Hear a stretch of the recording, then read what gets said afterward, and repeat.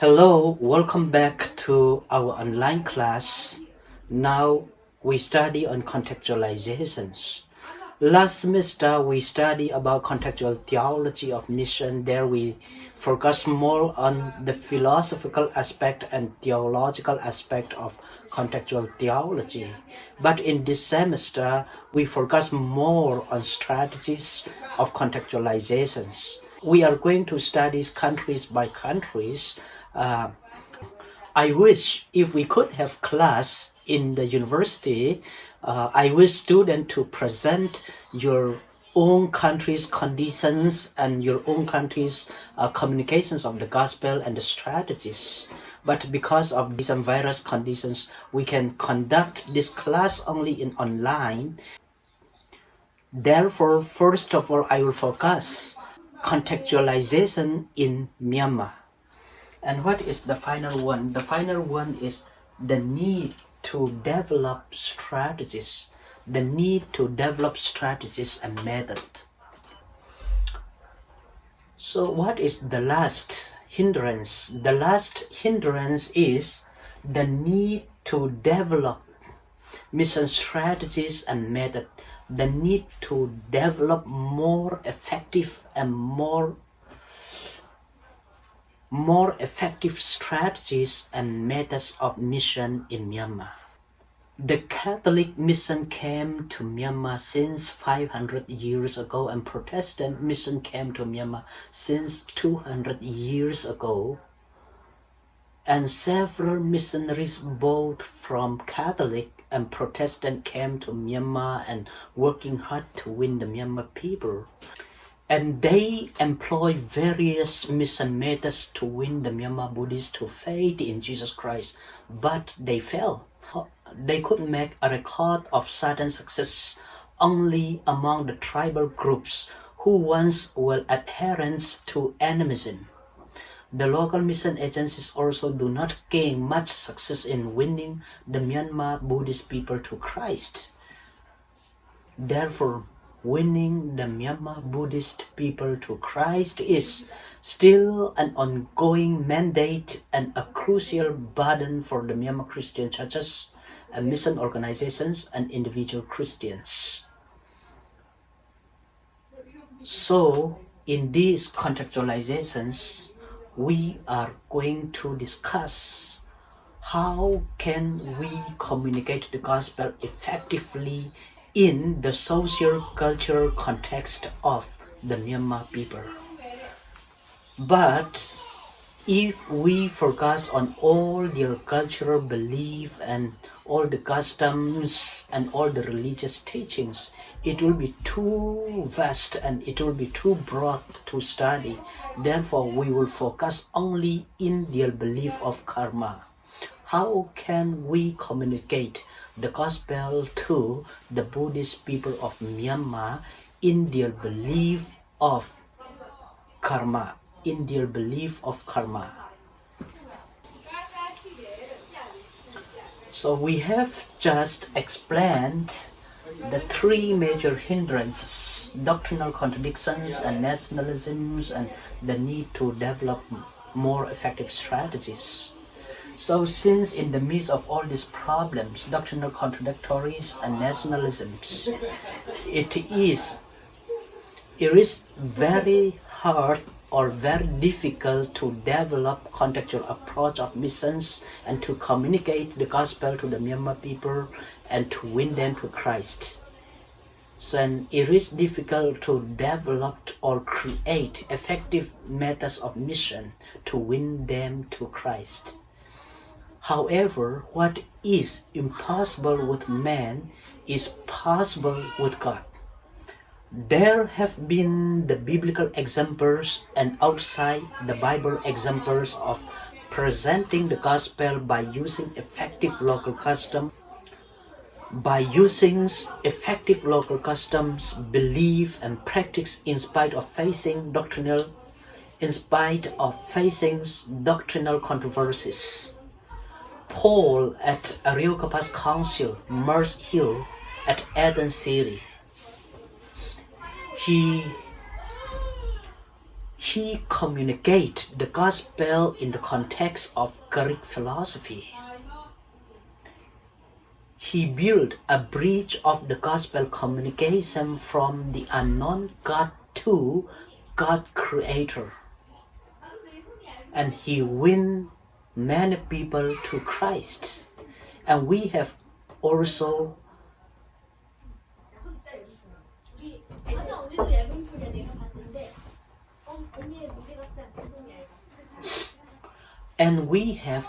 external evidence or examples of God's mission.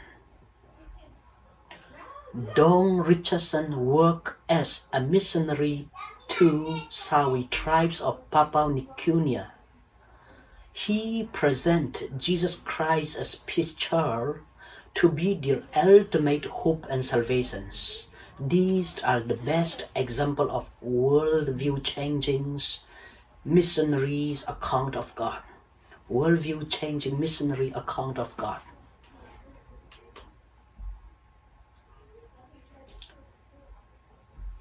As Paul developed redemptive analogies in the context of Greek philosophies, and as Don Richardson developed redemptive analogy in the cultural belief of Tha Ceu tribes people. Here, we can also develop redemptive analogy in the teaching of karma in Myanmar Buddhism. Therefore, we need to find out and develop redemptive analogy in the teaching of karma in Myanmar Buddhism. However, when we develop this redemptive analogy, we have to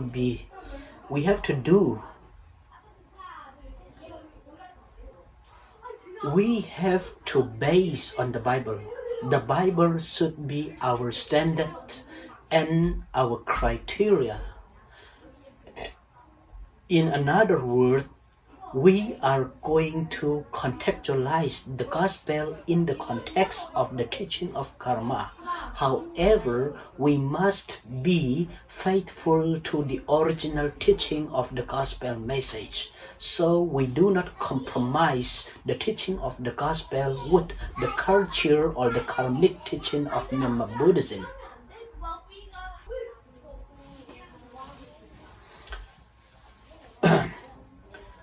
In other words, the truth of the Bible must not be syncretized or compromised with the local beliefs and practices of the karmic people.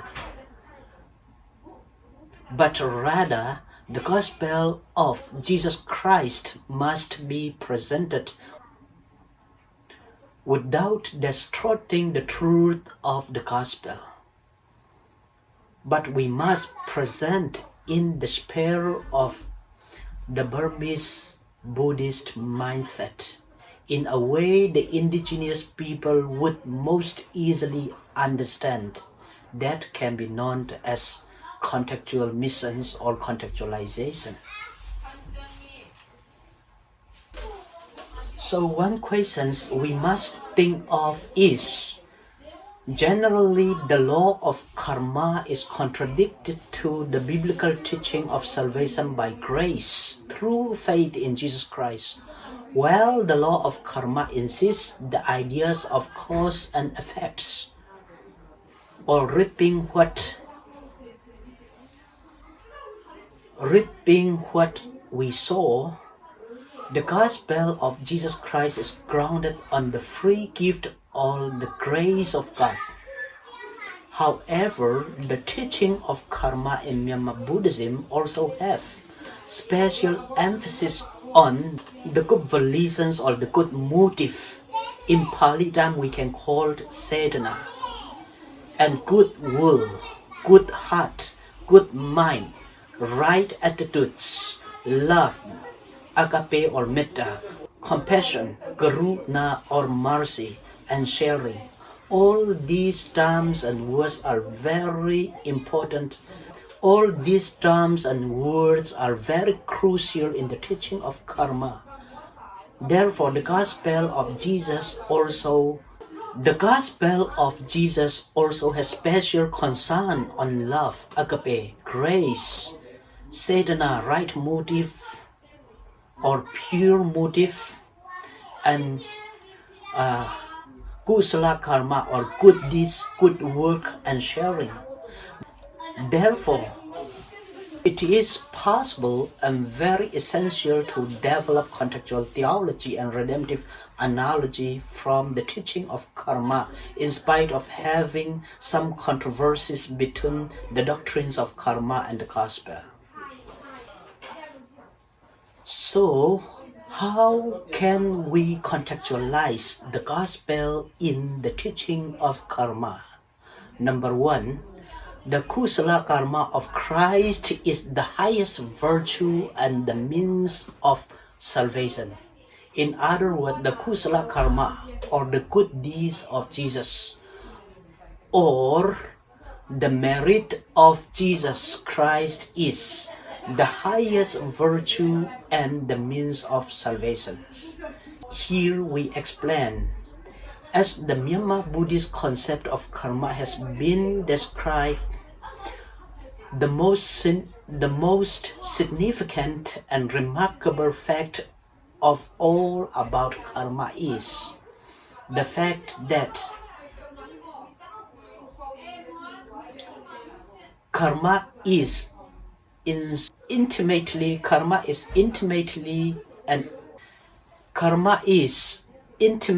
and inseparably related to dana, offerings, and merit. Merit means good work. Merit means some religious virtue that we obtain through good work or good effort. So indeed, these three entities, dana, offerings, merit, and karma, are relating to each other intimately. In Buddhist teaching, dana and karma are the means to obtain merit, and karma is generated in every act of dana, which produce merits. Therefore,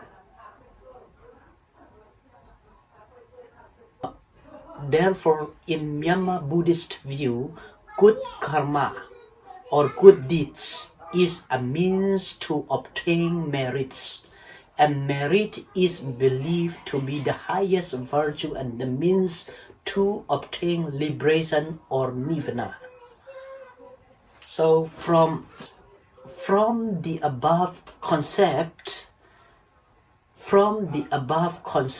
of karma and merit, a crucial point of Christology can be developed, connecting to contextual missions and theology.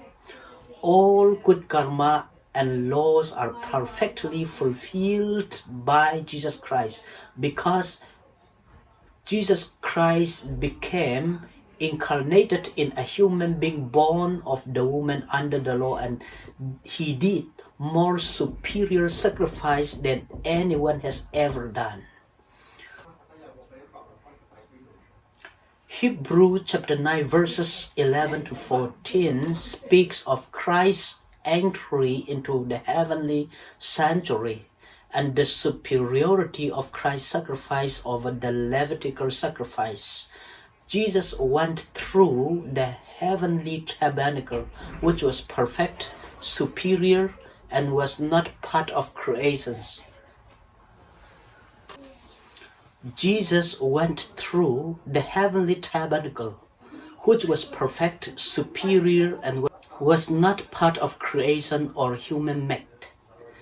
And he did the most superior sacrifice for all humanity. Therefore, the good karma done by Jesus Christ is superior to all karmas of human beings. The quality of the merit Jesus Christ has done is superior to all other merits ever done in the human history. It is essential to communicate the gospel to the karmic people in their context and their religious time. For instance, using dana of Jesus in referring to Jesus' sacrifice, the merit of Jesus to describe the grace of Jesus, the good deeds or kusala karma of Jesus in order to convince the atonement of Jesus, and using taking refuge in order to mention belief or trust in Christ. All this term would be definitely more intelligible or understandable to the karmic people. The first Protestant convert of Myanmar, Mong No, used the term merits of Christ instead of using the grace of Christ, and used the term taking refuge instead of using the grace of Christ, used the term taking refuge instead of using believing or trusting. In his letter of requesting baptism, Mong No mentions as follows. I, Mong No, believe that the divine Son of God, Jesus Christ, suffered death in the place of men to atone for their sin. Like a heavy-laden man, I feel my sins are very many. The punishment of my sin I deserve to suffer. Since it is so, do you, sirs, consider that I, taking refuge in the marriage of the Lord Jesus Christ and receiving baptism, in order to become his disciple, shall dwell one with yourself, a band of brothers, in the happiness of heaven, and therefore grant me the ordinance of baptism. It is only since I have met with you, sirs, that I have known about the eternal God, and I venture to pray that you will still unfold to me the religion of God, that my old dispositions may be destroyed and my new disposition improved. This is the writing of the first convert of Myanmar. He used the terms, the Buddhist terms, in order to reveal the gospel of Christ. For example, the merit of Jesus Christ, that means the grace of Jesus Christ, or the salvation of Jesus Christ. And he also mentioned, instead of saying believing in Jesus Christ, he said taking refuge in Jesus Christ. So in this way, we can use the karmic terms in order to reveal the truth of the gospel to the karmic people in Myanmar. However, on the other hand, it is essential for missionaries or gospel communicators not to equalize and amalgamate a human merit with the merit done by Jesus Christ. It is very important to present the merit of Jesus Christ as an alternative means to obtain salvation. It is very important not to present the merit of Jesus Christ as an alternative way to obtain salvation. The aim of using karmic terms and concept is only to convince the truth of the gospel to the karmic people in Myanmar in the context of their teaching. Adoniram Chason, the greatest Protestant missionary of Myanmar, was aware of this issue very well, and he avoided the act of syncretism. One, he raised funds for running day schools and boarding schools. The support chiefly came from America. He did not ask the local Burmans or Burmese people, for contributions, because Buddhist doctrine of merit was so deeply rooted in the heart of the Myanmar people, so that they can think their offerings or their gift were gaining merit with God instead of being used by His free gift. In other words, the Buddhist Burmese might think that the merit of their contributions can somehow help them to obtain their salvation. So, Jason, the missionary, did not collect contribution from the Burmese believers or the Burmese Christians. However, he collected contribution from other ethnic groups for day schools and boarding schools.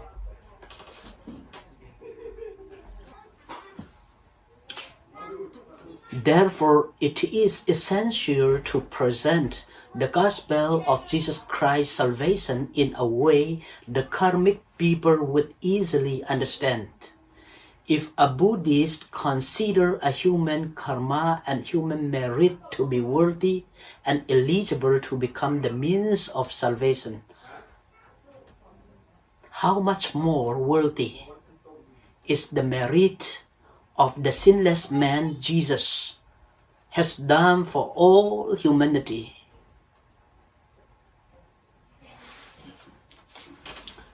One of the Myanmar scholars could describe that Jesus Christ generates an infinite quality of kusala karma to negate all the akusala karma or all the evil deeds of the humanity for all time.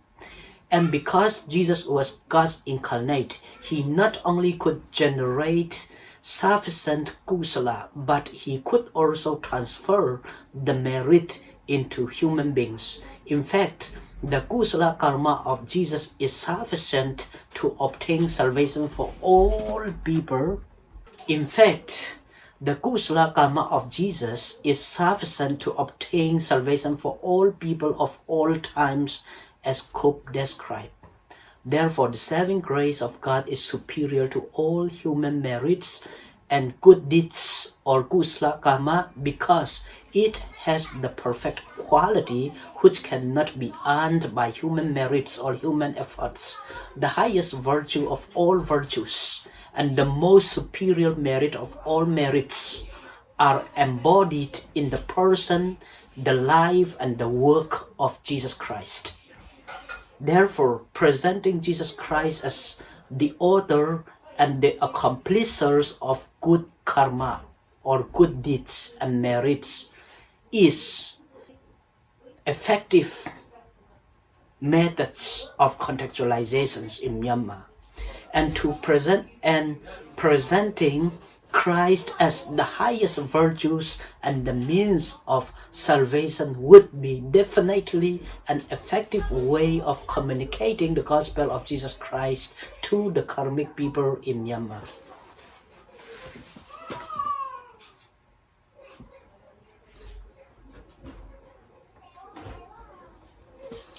So the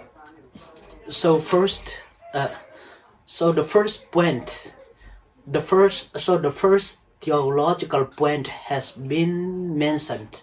The kusala karma or the good deeds of Christ is the highest virtue and the means to obtain salvation. We can present Jesus Christ to the Karmic people. We can present Jesus Christ as we can present the gospel.